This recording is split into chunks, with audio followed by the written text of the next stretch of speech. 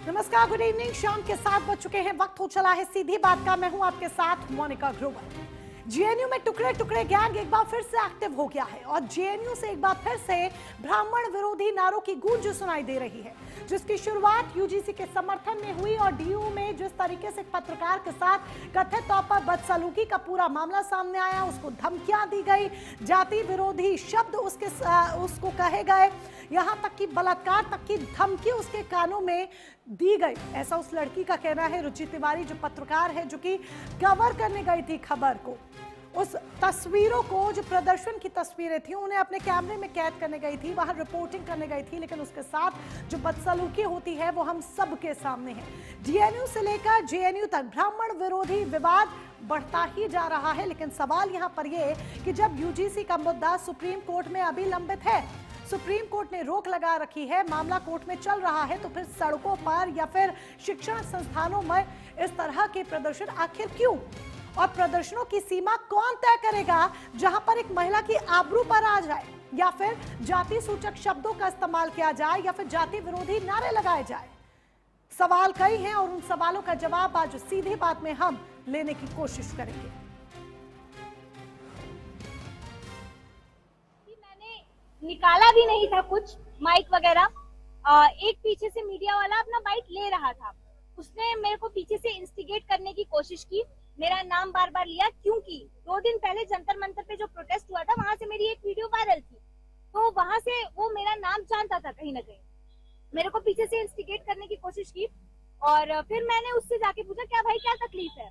तो उसने कुछ कुछ बोलना शुरू कर दिया, फिर बोला नाम बता। मैंने बोला अभी तो बोल रहे थे तुम मेरा नाम। बोलते है जाति बता, पूरा नाम बता। मैंने बोला तिवारी। बोल क्या हो गया? तो उसने कहीं कहीं फोन मिलाना शुरू कर दिया। मैंने फिर उससे वही बात ही कर रही थी मैं, फिर उसके बीच जो है अचानक से पीछे से भीड़ जो है आ जाती है। उसने कुछ इशारे किए, पीछे से भीड़ जो है, जितने लोग यहाँ यूजीसी का प्रोटेस्ट चल रहा था, उसमें से सारे लोग अचानक से मेरे पे आ जाते हैं, अटैक करते हैं, मेरे को पकड़ते हैं, मारने की कोशिश करते हैं, गला दबाने की कोशिश करते हैं। यही वो जगह है जहाँ पे मेरे साथ ये सारी चीजें हुई। एक पत्रकार हैं, दलित पत्रकार हैं, उनको जानती हूँ क्योंकि अलग अलग हमारे प्रोटेस्ट में, पब्लिक मीटिंग में कवर करने आते हैं। नवीन उनका नाम है। वो कोने में खड़े हैं और कुछ हल्ला हो रहा है। मैं वहाँ पे पहुँचती हूँ तो देखती हूँ कि उनका फोन, जो महिला है ऑरेंज स्वेटर में है ना, जिनका नाम रुचि तिवारी है, वो उनका फोन लिए हुए है और उनको दोनों हाथों से जकड़े हुए हैं। जकड़े हुए खुद है दोनों हाथों से, और उसके साथ में जो उसके 3-4 गुंडे हैं वो वहां पे घेराव किए हुए हैं। महिलाएं हैं, उनको गाली दे रहे हैं, उनको लगातार हाथ चला रहे हैं। कुल मिलाकर ये पूरा विवाद बढ़ता ही जा रहा है। इसमें इस विवाद का अंत कहां पर है, यह भी फिलहाल कुछ नहीं कहा जा सकता, लेकिन कई सुलगते सवाल हैं जिनका जवाब बेहद ज्यादा जरूरी है। सबसे पहला प्रमुख सवाल, रुचि तिवारी घटना से झड़प या कैंपस में जातिगत घृणा की गहरी तस्वीर जो कि सामने आई है, जिस तरह से वो आरोप लगाती है, 500 लोगों ने उन्हें घेर लिया। दूसरा सवाल, डीयू के विरोध प्रदर्शन में कानून व्यवस्था क्यों और कैसे फेल हुई? ये सवाल बेहद अहम हो जाता है कि कानून व्यवस्था, क्योंकि पुलिस वहां पर मौजूद थी, कैसे फेल हो गई कानून व्यवस्था? तीसरा सवाल, ब्राह्मण या जाति पूछकर घेरना क्या हेट क्राइम नहीं? कि आप जाति पूछते हैं और जाति के आधार पर आप जानबूझकर एक घटना को अंजाम देते हैं। चौथा सवाल, जेएनयू में आजादी के नारे, छात्र आंदोलन या फिर देश विरोधी एजेंडे का पुनर्जीवन, क्योंकि ये वही जेएनयू है जहां से कई भड़कीले बयान पहले भी सामने आ चुके हैं। पांचवा सवाल, क्या डीयू जेएनयू कैंपस अब शिक्षा के केंद्र नहीं बन रहे बल्कि बन चुके हैं राजनीतिक युद्ध भूमि, जहां पर कन्हैया कुमार की जो री एंट्री होती है और वो एक बार फिर से अपने पुराने अंदाज में दिखते हैं। ये कहीं ना कहीं सवाल खड़े करता है कि कहीं मोदी विरोध के चक्कर में जानबूझकर ये सारे विरोध की तस्वीरें, प्रदर्शन की तस्वीरें, ये सब सामने तो नहीं आ रही। तो सवालों के घेरे में इस वक्त राजनीतिक पार्टियां भी आ गई हैं। यूजीसी का मामला सुप्रीम कोर्ट में है, बावजूद इसके शिक्षण संस्थानों में जमकर प्रदर्शन हो रहा है। आखिर क्यों प्रदर्शन हो रहा है? इन प्रदर्शनों पर शिक्षण संस्थान क्यों लगाम नहीं लगाते? अगर आप अभिव्यक्ति की आजादी की भी बात करते हैं कि हर किसी को अपनी बात कहने का अधिकार है और हर कोई अपने तरीके से विरोध कर सकता है, तो फिर जरा ये बताइए कि इस विरोध की सीमा कौन तय करेगा और ये इस विरोध की सीमा की जो रेखा है वो कौन खींचेगा? तो कई सवाल हैं जिनका जवाब सबसे ज्यादा जरूरी है। उन तमाम सवालों का जवाब हम लेने की कोशिश करेंगे। कई खास मेहमान भी हमारे साथ जुड़ चुके हैं, एक एक कर उनका तारुफ आपसे करा देते हैं। सबसे पहले हमारे साथ अमित तिवारी हैं, प्रवक्ता हैं भारतीय जनता पार्टी के। मोहिंद्र प्रकाश जी हैं, प्रवक्ता हैं कांग्रेस के। रणविजय सिंह जी हैं, वरिष्ठ पत्रकार के तौर पर हमारे साथ इस चर्चा का हिस्सा है। सभी खास मेहमान आपको अब टीवी स्क्रीन पर नजर आएंगे, उनका स्वागत करेंगे। लेकिन उससे पहले जरा ये देख लीजिए कि कैसे ये जो पूरा विवाद है वो डीयू से जेएनयू तक पहुंच गया। डीयू में यूजीसी विरोध प्रदर्शन हो रहा था, तब रुचि तिवारी पर कथित तौर पर बदसलूकी उनके साथ होती है, मारपीट, कपड़े फाड़ने, गंभीर धमकी देने के आरोप भी लगते हैं। रुचि तिवारी के बकायदा बयान है जिसमें वो सारी बातें कहती हुई दिख रही हैं। कथित तौर पर ब्राह्मण टिप्पणी के बाद विवाद ने एक जातीय रंग ले लिया और ये हमें सोचने पर भी मजबूर कर देता है कि किस तरीके की जो स्थिति है, परिस्थिति है, वो इस वक्त देश में मानो जैसे उत्पन्न हो गई है कि जहां जातियों के नाम पर हम एक दूसरे के साथ बिहेव कर रहे हैं। ये शर्म की बात है जिस पर हमें सोचने विचार करने की जरूरत है। अमित तिवारी को आप देख रहे हैं, बीजेपी के प्रवक्ता टीवी स्क्रीन पर आपको दिखाई दे रहे हैं। अमित तिवारी के साथ ही चर्चा की शुरुआत करेंगे। Amit Tiwari ji, to be very Frank, कोई और सवाल आपसे पूछने से पहले मैं सोचने पर मजबूर हो गई हूं कि ये कैसी स्थिति जो है, ये कैसी स्थिति इस वक्त देश में आकर उत्पन्न हो गई है जहां खुलकर जाति विरोध हो रहा है, जातियां पूछी जा रही हैं। एक दूसरे से अगर बिहेव भी करना है तो एक दूसरे के प्रति आपका जो रवैया है वो जातियों पर आधारित हो गया है। दिल्ली हो, यूपी हो, हर जगह सिर्फ जातियों की ही बातें हो रही हैं। बिल्कुल। मेरी आवाज आ रही है? जी बिल्कुल आवाज आ रही है। देखिए, जिस तरीके से ये जो पूरा का पूरा प्रकरण निकल कर आया है, चाहे डीयू हो या जेएनयू हो, इन जगहों पे हम अक्सर ये देखते आए हैं मोनिका जी कि किस तरीके से वहां पर भारत तेरे टुकड़े होंगे के नारे लगते हैं, ब्राह्मणवाद से आजादी के नारे लगते हैं, अफजल हम शर्मिंदा हैं, तेरे कातिल जिंदा हैं, इसके नारे लगते हैं, मोदी तेरी कब्र खुदेगी, इसके नारे लगते हैं। और किस तरीके से जो जगह एक रचनात्मक क्रिया के लिए जानी जाती है, उस जगह को एक जातिवाद का गढ़ बना देना, देश के खिलाफ एक गुट खड़ा कर देना, इस तरीके के काम के लिए आजकल बहुत ज्यादा सुर्खियों में आने लगा है।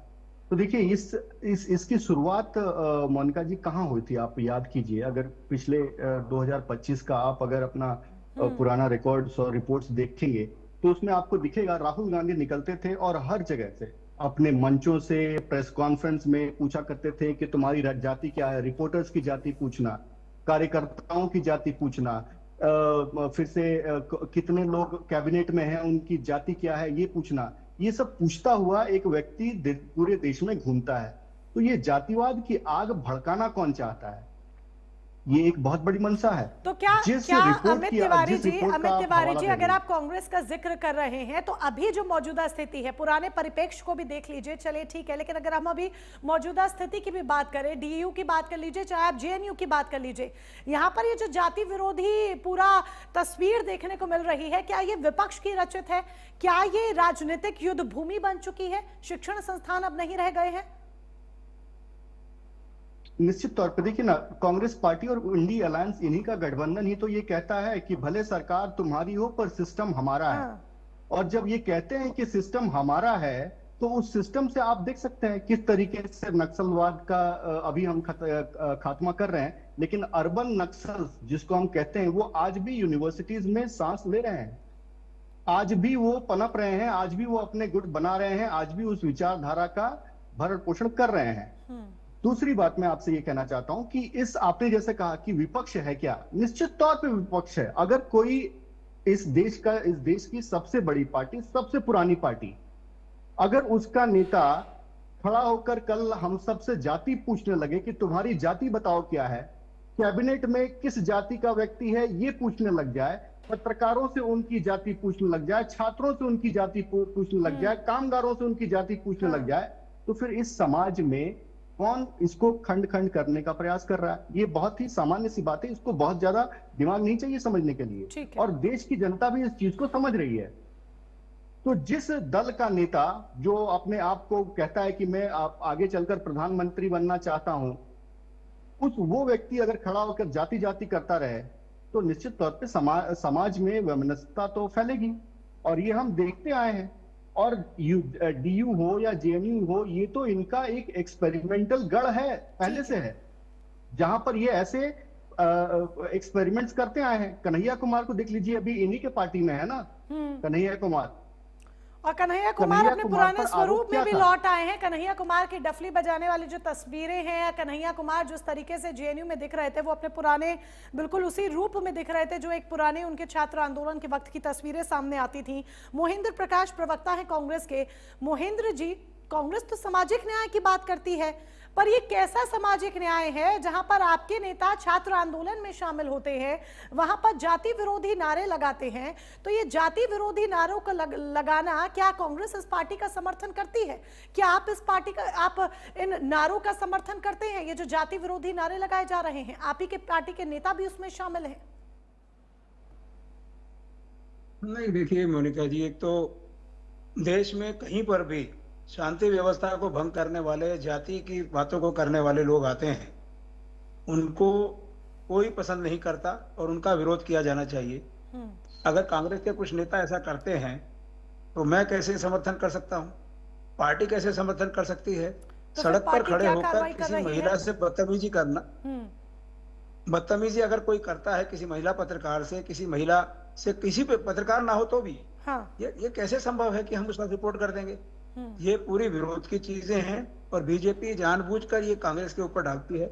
हमारा इन चीजों से कोई लेना देना नहीं। पार्टी ऐसी किसी भी चीज का समर्थन नहीं तो करती। फिर आपके नेता वहां कर क्या रहे थे? आपके नेता वहां कर क्या रहे थे? देखिए मैडम, कहीं पर भी कोई सम्मेलन है या कोई अगर जनता के प्रति मुझे कहीं तस्वीरें इकट्ठा करने दिखाने का पर मजबूर आता मत है, कीजिए मोहिंद्र जी, से सम्मेलन आप नहीं कहिए। अगर कहीं पर जाति विरोधी नारे लग रहे हैं और एक षड्यंत्र के तहत, एक साजिश के तहत, या फिर एक प्लानिंग के तहत बाकायदा एक विरोध प्रदर्शन हो रहा है, चेतावनी रैली निकाली जा रही है, ये देखिए तस्वीर भी हम दिखा रहे हैं कन्हैया कुमार की। इस तस्वीर को जरा देख लीजिए, डफली बजाते हुए सारा कुछ। उनकी वहां मौजूदगी सवाल खड़े करती है। नारों के बीच में उनकी मौजूदगी, डफली बजा रहे हैं, क्या नारों को समर्थन दे रहे हैं, क्या कर रहे हैं?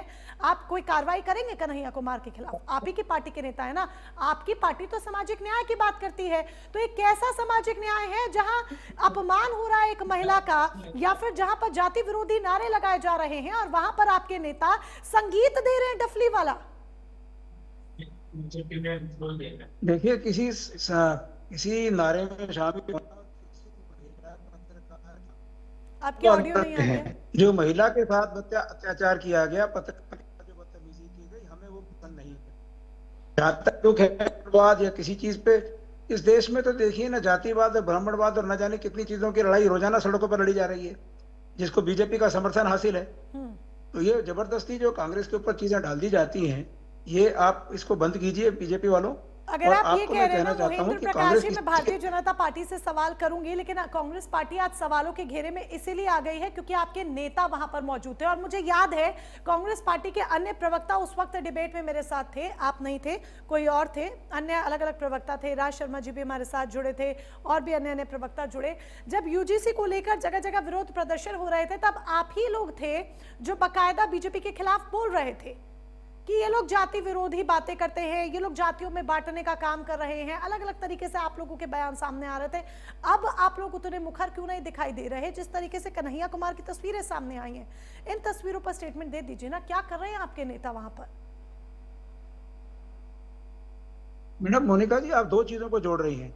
जो ब्राह्मणवाद यूजीसी में हुआ वो तो सुप्रीम कोर्ट ने भी माना, उसको रोका। जो झगड़ा वहां किया गया, महिला के साथ, पत्रकार के साथ बदतमीजी की गई, हम उसके खिलाफ हैं। मैं डीयू को नहीं, मैं जो ब्राह्मणवाद इसमें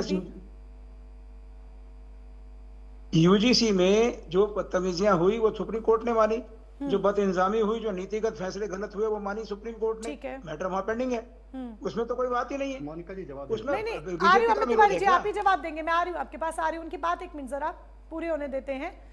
अब आप अगर सुप्रीम कोर्ट का भी जिक्र कर रहे हैं ना, सुप्रीम कोर्ट ने मानी नहीं मानी, क्या चीजें हैं, वो सारी चीजें सुप्रीम कोर्ट ने अगर उसको एक बार से रिव्यू करने के लिए पूरा सारे पॉइंटर्स कहे हुए हैं, तो मामला कोर्ट में है।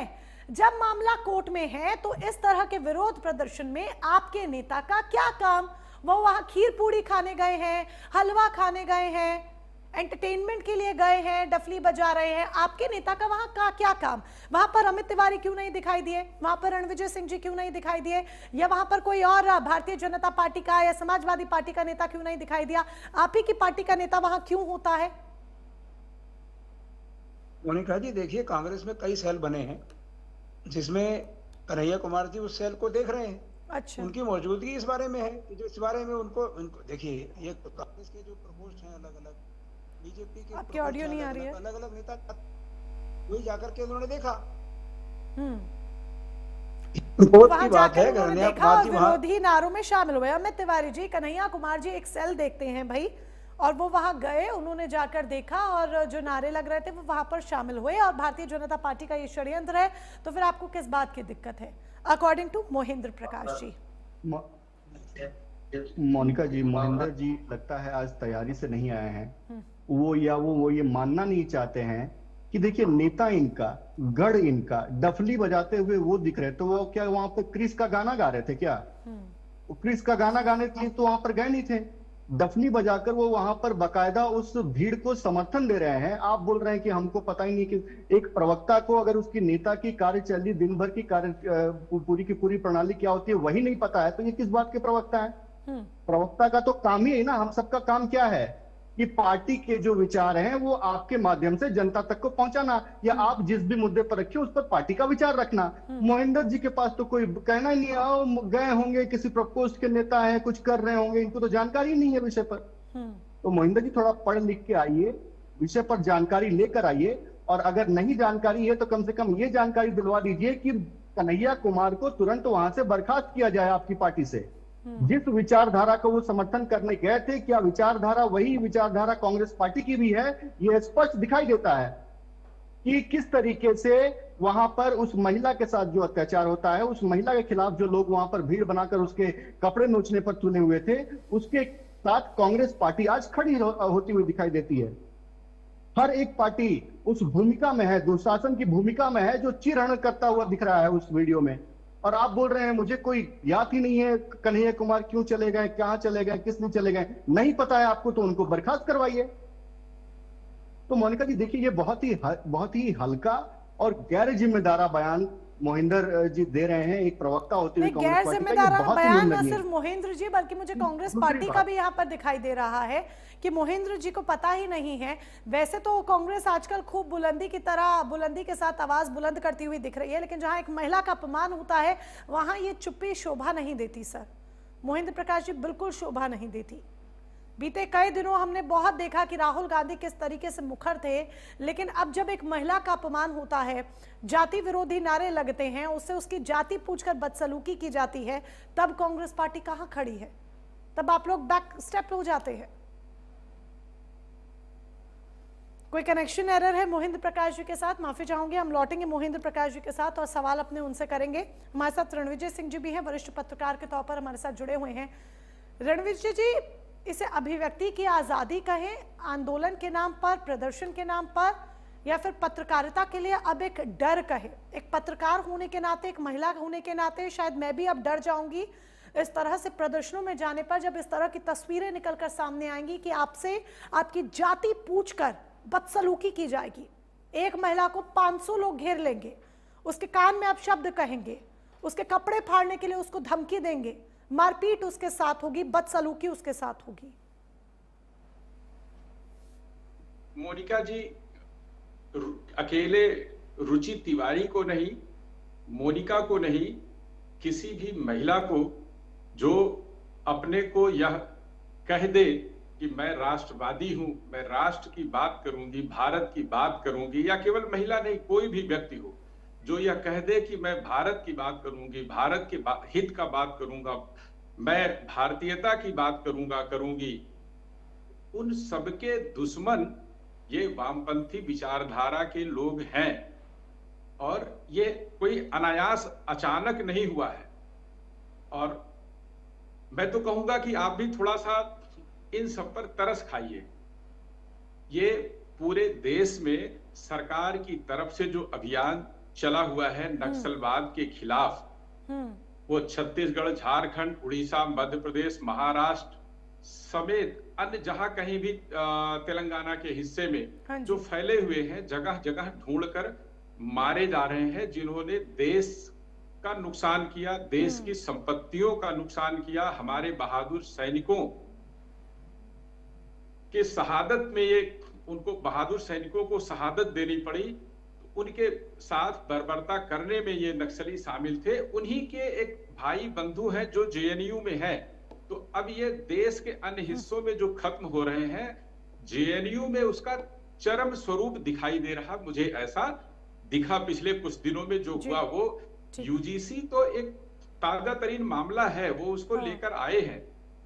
जितने कम्युनिस्टवादी नेता हैं, जितने वामपंथी हैं, एक तो इस विचारधारा का भारत से कोई लेना देना नहीं है, भारतीयता से कोई लेना देना नहीं है, भारतीय लोक से कोई लेना देना नहीं है, भारतीय लोकतंत्र से इनका कोई लेना देना नहीं। ये रूस, चीन की, और फिलहाल जो भारत में है उनमें ज्यादातर सब चीन के प्रशंसक वामपंथी कम्युनिस्टी काम कर रहे हैं। उस जो माओवाद है चीन में रहा, माओवाद चीन में, उसके ज्यादातर प्रशंसक, प्रचारक, समर्थक भारत में इस समय काम कर रहे हैं। तो इनका भारतीयता से कोई लेना देना नहीं। जेएनयू में जो ये कर रहे हैं, ये तो आज से नहीं, जब से ये धारा आई तब से ये धारा भारत के खिलाफ काम कर रही है।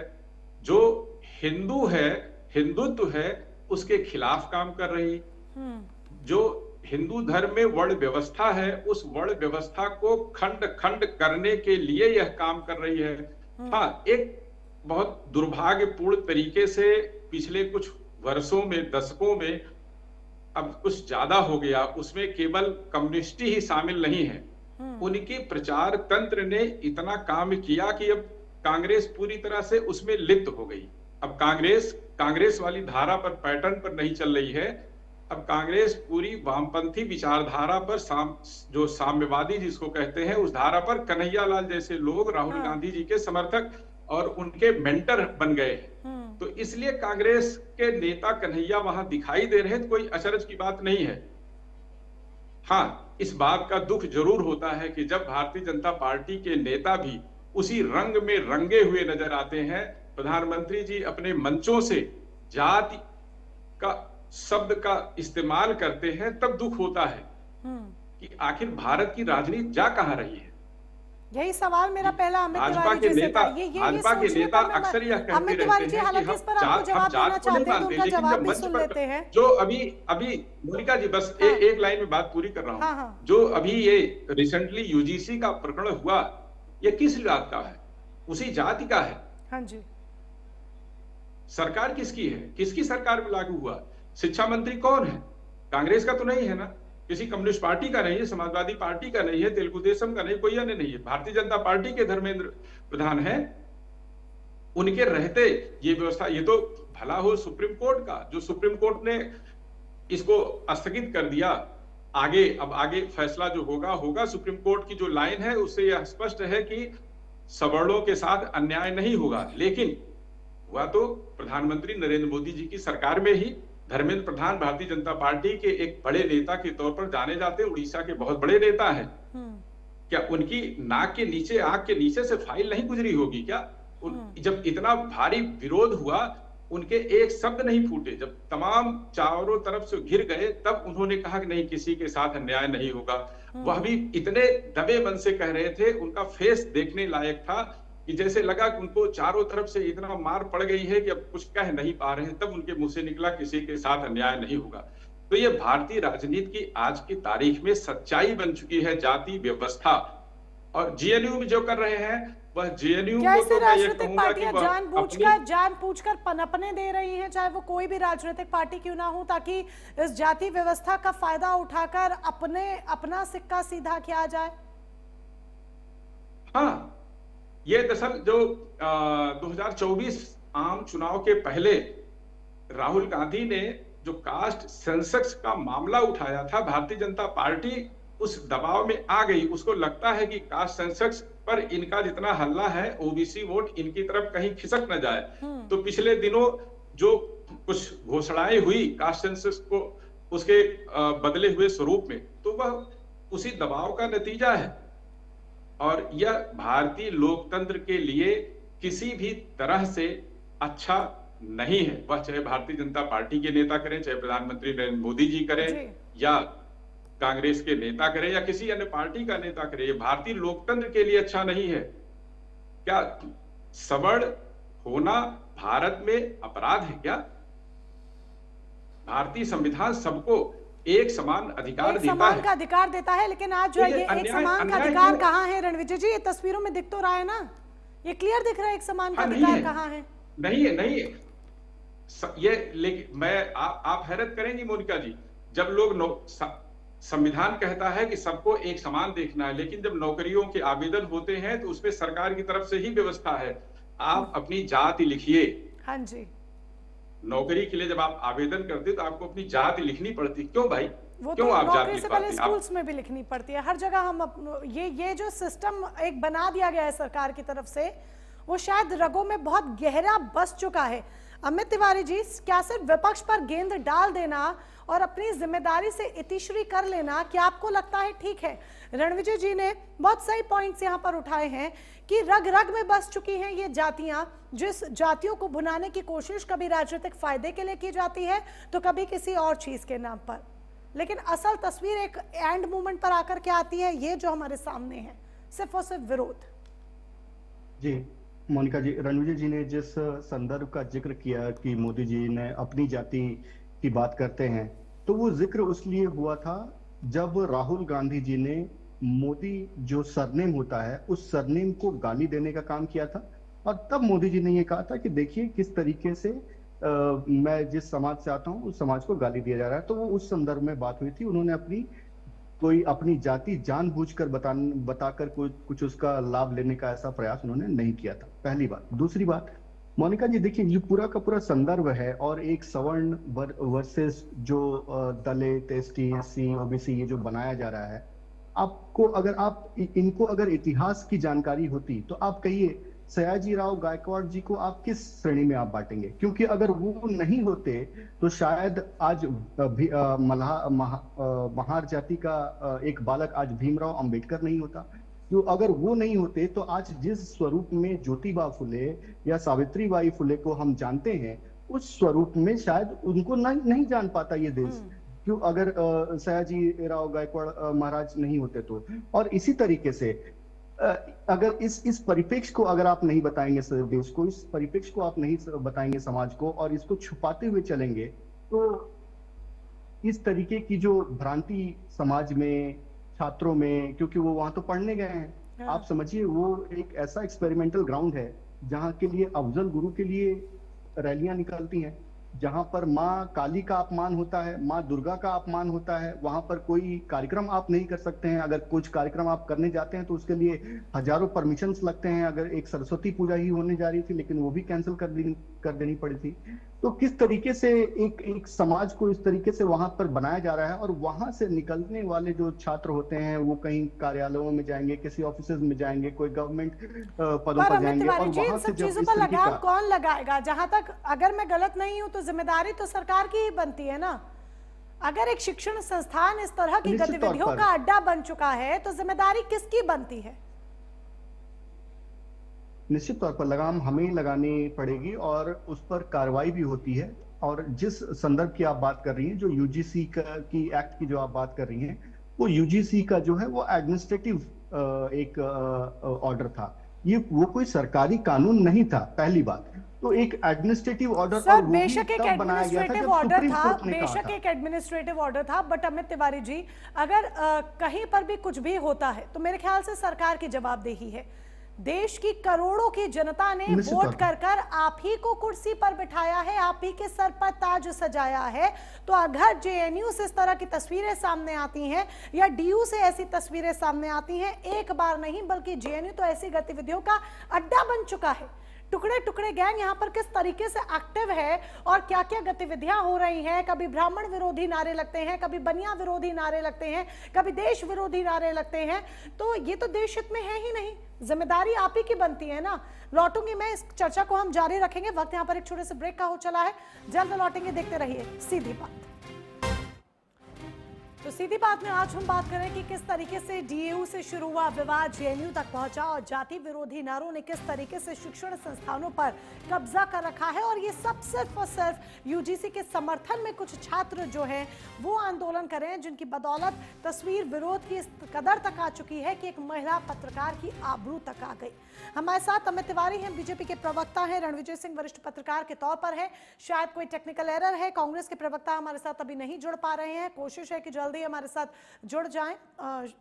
मोहिंद्र प्रकाश जी की तरफ से कुछ टेक्निकल एरर आ रहा है।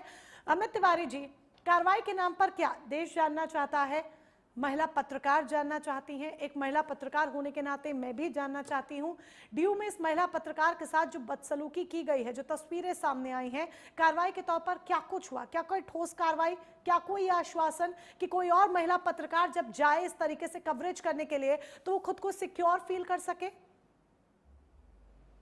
नहीं, वो तो एडमिनिस्ट्रेशन को तो मोनिका जी बता ही दिया गया है और पुलिस में एफआईआर भी दर्ज हो गई है। महिला पत्रकार ने स्वयं पुलिस में इस चीज को रिपोर्ट कराई है और नामजद रिपोर्ट है, तो निश्चित तौर पर कार्रवाई तो हो रही है और कॉलेज एडमिनिस्ट्रेशन को भी इस चीज के लिए जानकारी दी गई है, तो निश्चित तौर पर कार्रवाई होगी।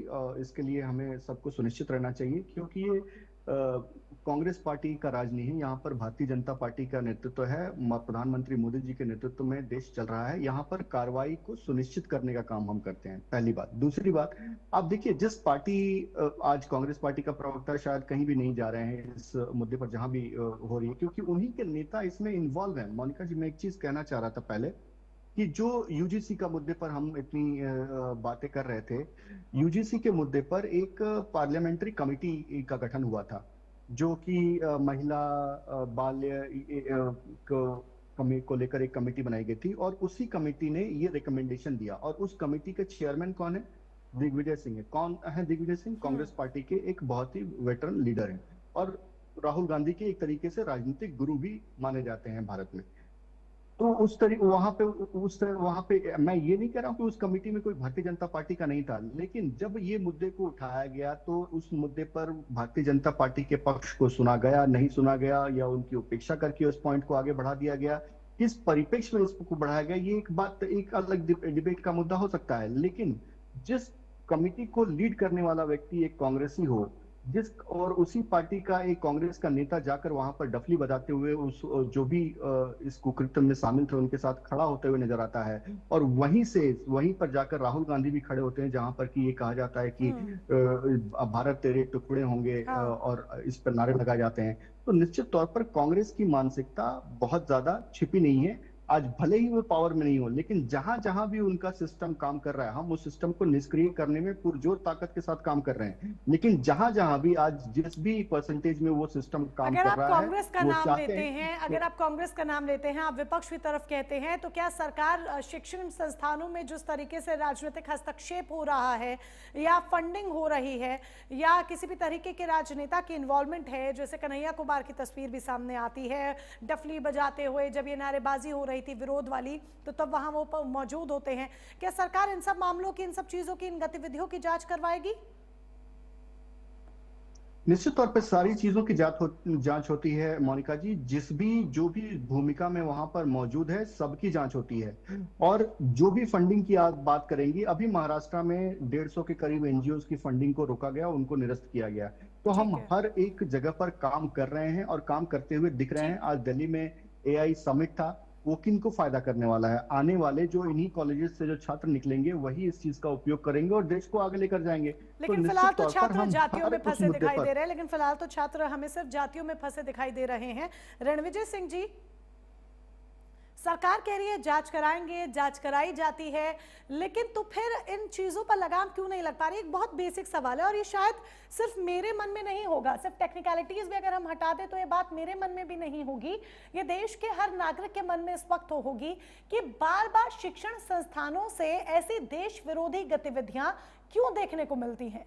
क्यों जेएनयू जैसे शिक्षण संस्थान पर लगाम नहीं लग रही है? अमित तिवारी जी इस बात का हालांकि जवाब दे रहे हैं। रणविजय जी, अगर आप अलाउ करें तो फटाफट पहले उनसे जवाब ले लेते हैं कुछ सेकंड्स में, फिर मैं आपसे पूरा एनालिसिस चाहूंगी, क्योंकि अमित तिवारी जी कम शब्दों में। जी बहुत रणवीर जी की अनुमति से मैं ये अपनी बात को रखना चाहूंगा कि देखिए, आपने जो मोनिका जी पॉइंट उठाया ना, बहुत ही महत्वपूर्ण पॉइंट था कि कार्रवाई होती है, पर कार्रवाई होती हुई दिखनी भी चाहिए। लेकिन जब कार्रवाई होती है तो उमर खालिद पर कार्रवाई हुई, लेकिन उनको छुड़ाने के लिए कौन सामने आ जाता है? कांग्रेस पार्टी के नेता आ जाते हैं, उन्हीं के वकील जाकर वहां पर कोर्ट में पूरा का पूरा केस लड़ते हैं और निःशुल्क लड़ते हैं। हाँ। और उसके लिए लॉबिंग कहां से होती है? अमेरिका से होती है। वहां से एक मेयर उठकर खड़ा होता है और उमर खालिद के लिए ट्वीट करता है।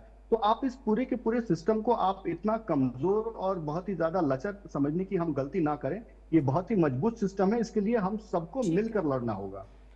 रणविजय जी, सवाल मैं आपसे अपना कर ही चुकी हूँ।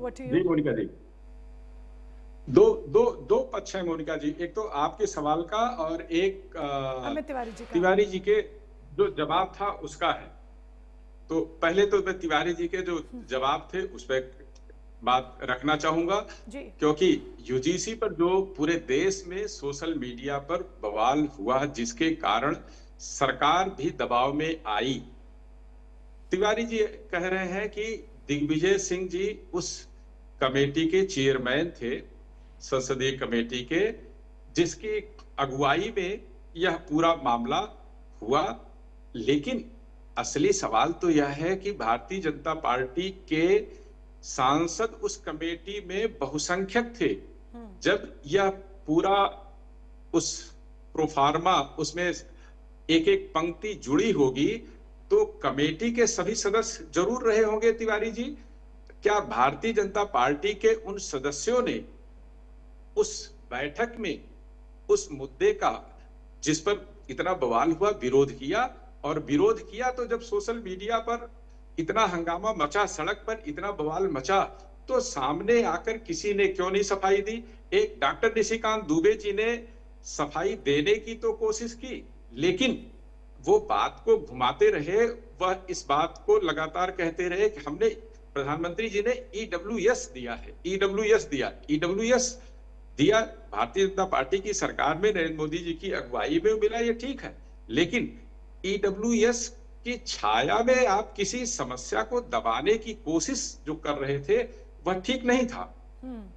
और अगर सुप्रीम कोर्ट इस मामले को इतनी अच्छे तरीके से संज्ञान में लेकर के लोग गए, उन्होंने उस पूरे मुद्दे को सुना और समस्या को समझा, आपकी सरकार ने क्यों नहीं समझा? आपके मंत्रालय ने क्यों नहीं समझा? आपके सांसदों ने, जब वो कमेटी की बैठकें हो रही थी उसमें बात आई तो क्यों नहीं विरोध किया? और विरोध किया तो क्यों नहीं सार्वजनिक मंच पर कहा? दिग्विजय सिंह ने तो पूरी तरह उसको नकार दिया था कि मेरा कोई लेना देना नहीं था। हम जो ड्राफ्ट मेरे सामने आया था, वह ड्राफ्ट जो सामने अब आया है मेरे सामने नहीं आया था। बाद में इन लोगों ने क्या बदल डाला मुझे नहीं पता, उन्होंने नकार दिया। जब उन्होंने नकार दिया तो आप लोगों ने भी उसकी सफाई नहीं दी। तो पहली बात तो मोनिका जी ये है कि बात को घुमाए नहीं, सीधा जवाब दें। सरकार, मंत्रालय की तरफ से गलती थी, उस गलती को माने और भविष्य में इस किस्म की जातीय तरीके जो समाज है उसको जातियों में तोड़ने की कोशिश सरकार की तरफ से नहीं होनी चाहिए। विपक्ष का काम है, उसको करने दें, आप उसका जवाब दें। लेकिन सरकार की तरफ से जब इस किस्म की कोशिशें होने लगती हैं तो फिर आम आदमी, और वो भी तो आम आदमी अपने को ठगा महसूस करता है। और वो भी वो जो कहता है कि मैं भाजपा का कोर वोटर हूं, जिसको भारतीय जनता पार्टी कहती कि हमारे जब से गठन हुआ तब से हमारे साथ जुड़े हुए लोग हैं, उसके बावजूद। और मुझे लगता है कि तिवारी जी भी सामने भले चाहे जो कुछ कह रहे हो, अंदर से ये भी मन मसकोस ही रहे होंगे, क्योंकि कई सांसदों ने बाद में जब क्षेत्रों में विरोध होने लगा तो धीरे धीरे दबे मन से ही सही लेकिन खुलकर सामने आने लगे थे। पहली। दूसरी बात मोनिका जी, जो जेएनयू का आप बात कर रही हैं, ये दरअसल जेएनयू तो अब वहां थोड़ा बहुत जो वामपंथी छात्र संगठन है उनका अब थोड़ा बहुत पिछले करीब मुझे लगता है कि 7-8 सालों से उनके दबदबे को चुनौती भारतीय जनता युवा मोर्चा के कार्यकर्ता और पदाधिकारी देने लगे हैं। एक लंबा वक्त रहा जो जेएनयू में वामपंथी संगठन और उसकी विचारधारा के छात्रों का दबदबा रहा है, कोई उनके खिलाफ बोलने वाला नहीं था। जब बोलने वाले खड़े हुए तो उसी के ये प्रतिक्रिया है, जो मारपीट हो रही है, जो कुछ घटनाएं आप देख रही हैं, वो प्रतिक्रियात्मक घटनाएं वहां हो रही हैं, क्योंकि वह पहले से वहां ऐसा करते रहे वहां देश के खिलाफ नारे लगाते रहे, डफली बजाते रहे, सब कुछ करते रहे। देश के खिलाफ वहां विचार गोष्ठियां हुआ करती थी उस जेएनयू परिसर में, लेकिन तब कोई बोलने वाला नहीं था, तो इसलिए वो बातें सामने नहीं आती थी। अब सामने आ जाती है तो हंगामा खड़ा हो जाता है। विरोध जो करते हैं उनकी रुचि तिवारी जैसे लोगों की ये कपड़े फाड़ देने पर आमादा हो जाते हैं। इतने बीभत्स तरीके से इन घटनाओं को अंजाम देने वाले ये वामपंथी विचारधारा के कार्यकर्ता ये जहां कहीं भी है, केवल वही नहीं है, जहां कहीं भी है वहां ये केवल और केवल समाज को तोड़ने का काम करते हैं। ऐसा काम करते हैं जिससे समाज खंडित हो जाए। बाकी कानून का वहां काम है, कानून की जरूरत है, कानून के रखवालों की भी जरूरत है। हतप्रभ मैं तब हुआ जब पूरा वीडियो में देख रहा था जिसमें रुचि तिवारी के साथ घटना हुई। पुलिस वाले बगल में खड़े थे, महिला पुलिस थी, जेंट्स पुरुष थे, लेकिन कोई बचा नहीं पाया उस लड़की को। पत्रकार बाद में है, पहले एक और ये फेलियर महिला है, और ये फेलियर है, बहुत बड़ा फेलियर है। दिल्ली में पुलिस भारतीय जनता पार्टी की सरकार वाली है, कोई अब आम आदमी पार्टी पे खेल नहीं सकते। यस, पुलिस के वहां थे लोग और पुलिस के सामने ये पूरी घटना हो गई, वह बचा नहीं पाए उस लड़की को। इससे ज्यादा शर्मनाक, हैरत वाली बात कोई हो नहीं सकती कि पुलिस के सामने कोई लड़की के कपड़े फाड़ने, नोचने, उठाने की कोशिश करे। मारपीट तक तो बात ठीक थी, लेकिन उसके अलावा जो हुआ वो बहुत घृणित तरीके से काम है। और ऐसे लोगों के खिलाफ तिवारी जी बैठे हैं, मैं तो कहूंगा कि भाई अपनी सरकार को कहें कि उस घटना में जितने लोग थे उनके खिलाफ सिर्फ मारपीट का मुकदमा नहीं होना चाहिए, छेड़छाड़ का मुकदमा होना चाहिए। ऐसी धाराओं में मुकदमा होना चाहिए जिसमें एक लड़की की इज्जत पर हमला करने की कोशिश की गई। और मैं आपको सच बात बताऊं रणवीर जी, अगर आप यकीन करें मेरी इस बात पर, मैं आपको सच बात बताती हूँ। नहीं, करूंगा। जब भी मैं कभी फील्ड पे निकलती हूँ, या मैं पहले कभी अपने करियर के बीते दिनों में कभी भी फील्ड पे निकली, तो अगर संस्थान की तरफ से, चाहे मैं किसी भी संस्थान में रही हूँ, अगर मुझे जेएनयू जाने के लिए कहा गया है ना, तो मैंने हमेशा मना किया है। जेएनयू जाने के लिए मैंने हमेशा मना किया है कि मैं वहां नहीं जा सकती। और एक बार मैं वहां गई थी, और वहां जब मैं रिपोर्टिंग कर रही थी, पत्थरबाजी शुरू हो गई थी, और वो पहला और आखिरी दिन था। तो ये तस्वीरें, ये हम पत्रकारों पर भी लगाम लगाती हैं कि ऐसे संस्थानों में आप जाइए ही नहीं अगर आपको अपनी इज्जत प्यारी है। नहीं, ये संस्थानों जो मीडिया हाउसेज हैं उन्हें भी अपनी जो महिला रिपोर्टर साथी हैं हमारी, उन सबके सम्मान का ध्यान रखना चाहिए। ऐसी जगहों पर जहां इतने उग्रवादी विचारधारा के लोग रहते हो, जिनको महिलाओं का सम्मान करने ना आता हो। हाँ, हैरत इस बात की भी है और कि उस घटना में केवल अमित तिवारी जी से थी, यही बात मेरी अमित तिवारी जी से थी। पर अमित तिवारी जी, उस घटना में केवल लड़के, आप गौर करिएगा, उस घटना में केवल लड़के शामिल नहीं थे, उस घटना में लड़कियां भी शामिल थी। हाँ, लड़कियां भी थी। लड़कियां ही कपड़े उसके उठाने की कोशिश कर रही थी रुचि के। तो ये आप सोचिए, अभी आप चर्चा में है, लेकिन अकेले में आप सोचिए कितना बीभत्स रहा होगा उस लड़की के, रुचि के मन में उस वक्त क्या गुजरा होगा कि क्या आज मेरी इज्जत बचेगी या नहीं, आज मैं बचूंगी। जाहिर सी बात है अमित तिवारी जी, यही सवाल इसलिए मेरा आपसे पहले था। जिस किस्म से उसका गला खींचा हुआ था, वो मतलब देख करके हैरत हो रही, क्या करने वाले थे ये सब लोग। तो मैं तो तिवारी जी से कहूंगा, दिल्ली में पुलिस इनकी तब थी जिस दिन घटना हुई, दिल्ली में पुलिस इनकी आज भी है। जब घटना के बाद कार्रवाई करने की जरूरत है, जैसी कार्रवाई की जरूरत थी वैसी कार्रवाई अब तक नहीं हुई। केवल एफआईआर दर्ज कर देने मात्र से रुचि नहीं सुरक्षित होगी। आगे जाने कितनी रुचियां वहां बेइज्जत हो जाएंगी। तो अन्य कोई भी लड़की, केवल रुचि तिवारी ही नहीं, कोई भी हो, रुचि यादव भी हो, रुचि पटेल हो, कोई भी हो, किसी अमित तिवारी जी इसी पर जवाब देना चाहते हैं। अमित तिवारी जी इसी पर जवाब देना चाहते हैं। जी अमित जी। नहीं मोनिका जी, मैं सम्मान रणविजय जी की बात से को मैं बिल्कुल उनकी भावनाओं को समझता हूं, लेकिन एक विनम्र निवेदन है मेरा उनसे।